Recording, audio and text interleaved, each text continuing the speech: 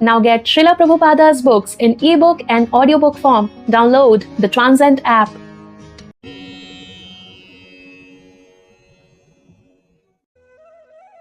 Let's start the 5th chapter of Krishna book named as The Meeting of Nanda and Vasudeva. Although Krishna was the real son of Vasudeva and Devaki, because of Kansa's atrocious activities, Vasudeva could not enjoy the birth ceremony of his son. But Nanda Maharaj, the foster father, celebrated the birth ceremony of Krishna very joyfully. The next day, it was declared that a male child had been born to Yashoda. According to Vedic custom, Nanda Maharaj called for learned astrologers and brahmanas to perform the birth ceremony. After the birth of a child, the astrologers calculate the moment of the birth and make a horoscope of the child's future life. Before the birth ceremony, the family members take baths, cleanse themselves, and decorate themselves with ornaments and nice garments. Then they come before the child and the astrologer to hear the future life of the child. Nanda Maharaj and other members of the family dressed and sat down in front of the birthplace. All the brahmanas who were assembled there on this occasion chanted auspicious mantras according to the rituals while the astrologers performed the birth ceremony. All the demigods are also worshipped on this occasion, as well as the forefathers of the family. Nanda Maharaj distributed to the brahmanas 200,000 cows, which were well decorated with cloth and ornaments. He gave the brahmanas not only cows in charity, but also hills of grain decorated with ornaments and golden bordered cloth.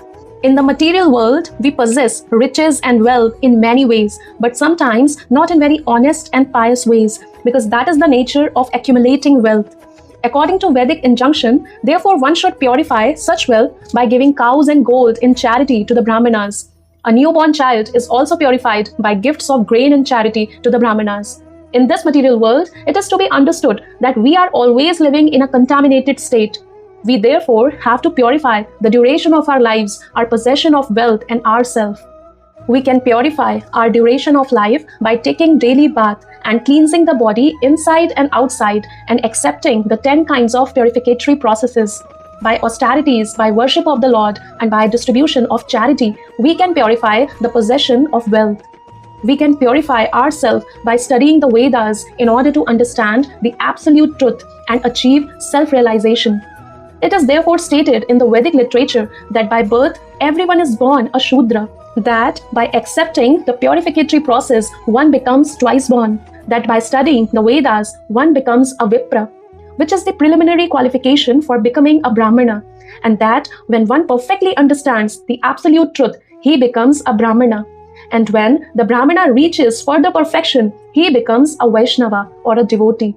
In Krishna's birth ceremony, all the assembled brahmanas began to chant different kinds of Vedic mantras to invoke all good fortune for the child. There are different kinds of chanting known as Suta, Magadha, Vandija, and Virudavali. Along with this chanting of mantras and songs, bugles and cattle drums are sounded outside the house. On this occasion, the joyous vibrations could be heard in all the pasturing grounds and all the houses. Within and outside of the houses, there were varieties of artistic paintings done with rice pulp, and scented water was sprinkled everywhere, even on the roads and streets. Ceilings and roofs were decorated with different kinds of flags, festoons, and green leaves. The gates were made of green leaves and flowers. All the cows, bulls, and calves were smeared with a mixture of oil and turmeric and painted with minerals like red oxide, yellow clay, and manganese. They wore garlands of peacock feathers and were covered with nice colored clothes and gold necklaces.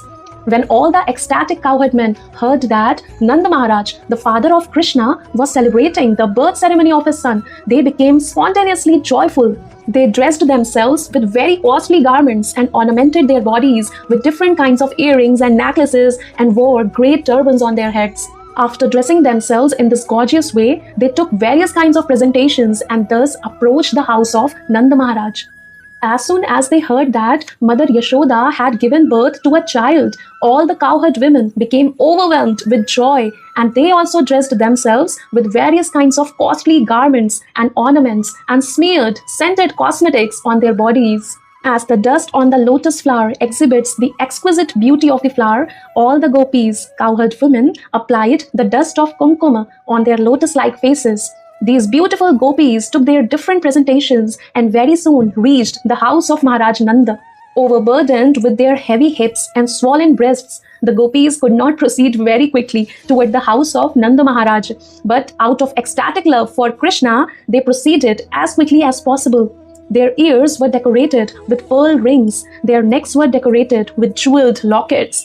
Their lips and eyes were decorated with different kinds of lipstick and ointment, and their hands were decorated with nice golden bangles. As they were very hastily passing over the stone road, the flower garlands which were decorating their bodies fell to the ground, and it appeared that a shower of flowers was falling from the sky. From the movement of the different kinds of ornaments on their bodies, they were looking still more beautiful. In this way, they all reached the house of Nanda Yashoda and blessed the child.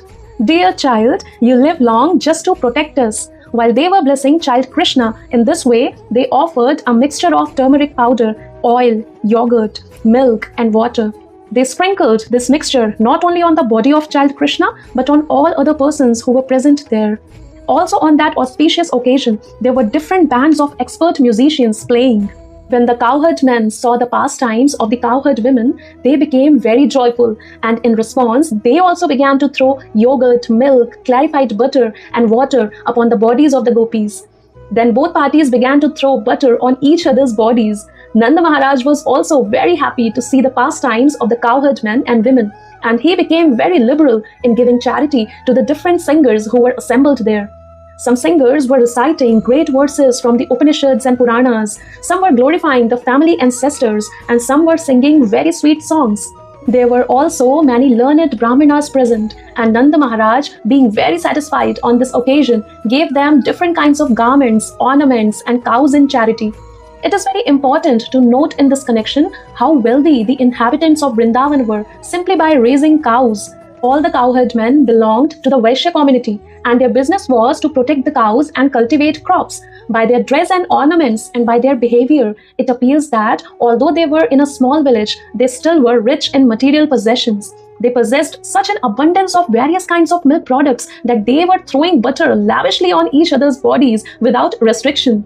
Their wealth was in milk, yogurt, clarified butter, and many other milk products. And by trading their agricultural products, they were rich in various kinds of jewelry, ornaments, and costly garments. Not only did they possess all these things, but they could give them away in charity lavishly, as did Nanda Maharaj. Thus Nanda Maharaj, the foster father of Lord Krishna, began to satisfy the desires of all the men assembled there. He respectfully received them and gave them in charity whatever they desired.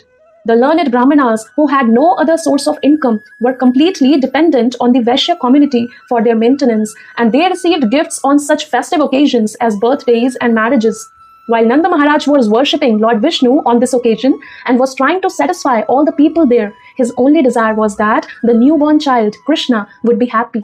Nanda Maharaj had no knowledge that this child was the origin of Vishnu. He was praying to Lord Vishnu to protect him. Rohini Devi, the mother of Balarama, was the most fortunate wife of Vasudeva. She was away from her husband, yet just to congratulate Maharaj Nanda on the occasion of the birth ceremony of his son, Krishna, she dressed herself very nicely. Wearing a garland, a necklace, and other bodily ornaments, she appeared on the scene and moved hither and thither. According to the Vedic system, a woman whose husband is not at home does not dress herself very nicely. But although Rohini's husband was away, she still dressed herself very nicely on this occasion. From the opulence of the birth ceremony of Krishna, it is very clear that at that time, Vrindavana was rich in every respect. Because Lord Krishna took birth in the house of King Nanda and Mother Yashoda, the goddess of fortune was obliged to manifest her opulences in Vrindavana. It appeared that Vrindavana had already become a site for the pastimes of the goddess of fortune. After the birth ceremony, Nanda Maharaj decided to go to Mathura to pay the annual tax to the government of Kansa. Before leaving, he called for the able cowherd men of the village and asked them to take care of Vrindavana in his absence. When Nanda Maharaj arrived in Mathura, Vasudeva got the news and was very eager to congratulate his friend. He immediately went to the place where Nanda Maharaj was staying. When Nanda saw Vasudeva, he felt that he had regained his life. Nanda, overwhelmed with joy, immediately stood up and embraced Vasudeva.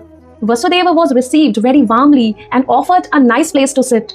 Anxious about his two sons, who had been put under the protection of Nanda without Nanda's knowledge, Vasudeva inquired about them with great anxiety. Both Balarama and Krishna were the sons of Vasudeva. Balaram was transferred to the womb of Rohini, Vasudeva's own wife, but Rohini was kept under the protection of Nanda Maharaj. Krishna was personally delivered to Yashoda and exchanged for her daughter. Nanda Maharaj knew that Balaram was the son of Vasudeva, but he did not know that Krishna was also Vasudeva's son. Vasudeva, of course, was aware of this fact and inquired very eagerly about both Krishna and Balarama. Vasudeva then addressed Nanda, "My dear brother, you were old and very anxious to beget a son, and yet you had none. Now, by the grace of the Lord, you are fortunate to have a very nice son. I think that this incident is very auspicious for you. Dear friend, I was imprisoned by Kansa and now I am released. Therefore, this is another birth for me. I had no hope of seeing you again, but by God's grace, I can see you." He never expected that Krishna would live because all his other sons had been killed by Kansa. Vasudeva continued, "My dear friend, it is very difficult for us to live together. Although we have our family and relatives, sons and daughters, by nature's way, we are generally separated from one another. The reason for this is that every living entity appears on this earth under different pressures of fruitive activities. Although they assemble together, there is no certainty of their remaining together for a long time. According to one's fruitive activities, one has to act differently and thereby be separated. For example, many plants and creepers are floating on the waves of the ocean. Sometimes they come together and sometimes they separate forever. One plant goes one way and another plant goes another. Similarly, our family assembly may be very nice while we are living together, but after some time, in the course of the waves of time, we are separated. The purport of this expression by Vasudeva is this: although he had 8 sons born in the womb of Devaki, unfortunately, they were all gone. He could not even keep his one son, Krishna, with him. Vasudeva was feeling his separation, but he could not express the real fact. "Please tell me about the welfare of Vrindavana," he said. "You have many animals. Are they happy? Are they getting sufficient grass and water? Please also let me know whether the place where you are now living is undisturbed and peaceful." This inquiry was made by Vasudeva because he was very anxious about Krishna's safety. He knew that Kansa and his followers were trying to kill Krishna by sending various kinds of demons. They had already resolved that all children born within 10 days of the birthday of Krishna should be killed. Because Vasudeva was so anxious about Krishna, he inquired about the safety of his residents. He also inquired about Balrama and his mother Rohini, who were entrusted to the care of Nanda Maharaj. Vasudeva also reminded Nanda Maharaj that Balram did not know his real father.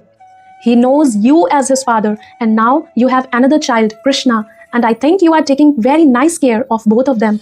It is also significant that Vasudeva inquired about the welfare of Nanda Maharaj's animals. The animals, and especially the cows, were protected exactly in the manner of one's children. Vasudeva was a Kshatriya and Nanda Maharaj was a Vaishya. It is the duty of the Kshatriyas to give protection to the citizens, and it is the duty of the Vaishyas to give protection to the cows. The cows are as important as the citizens. Just as the human citizens should be given all kinds of protection, so the cows also should be given full protection. Vasudeva continued to say that the maintenance of religious principles, economic development, and the satisfactory execution of meeting the demands of the senses depend on cooperation among relatives, nations, and all humanity. Therefore, it is everyone's duty to see that his fellow citizens and the cows are not put into difficulty. One should see to the peace and comfort of his fellow men and the animals. The development of religious principles, economic development, and sense gratification can then be achieved without difficulty. Vasudeva expressed his sorrow due to not being able to give protection to his own sons born of Devaki. He was thinking that religious principles, economic development, and the satisfaction of his senses were therefore all lost. Upon hearing this, Nanda Maharaj replied, "My dear Vasudeva, I know that you are very much aggrieved because the cruel king Kansa has killed all your sons born of Devaki. Although the last child was a daughter, Kansa could not kill her, and she has entered into the celestial planets. My dear friend, do not be aggrieved. We are all being controlled by our past unseen activities. Everyone is subjected to his past deeds, and one who is conversant with the philosophy of karma and its reactions is a man in knowledge. Such a person will not be aggrieved at any incident, happy or miserable." Vasudeva then replied, "My dear Nanda, if you have already paid the government taxes, then return soon to your place, because I think that there may be some disturbances in Gokula." After the friendly conversation between Nanda Maharaj and Vasudeva, Vasudeva returned to his home. Nanda Maharaj and the other cowherd men who had come to Mathura to pay their taxes also returned home. Thus ends the Bhakti Vedanta purport of the 5th chapter of Krishna, the meeting of Nanda and Vasudeva.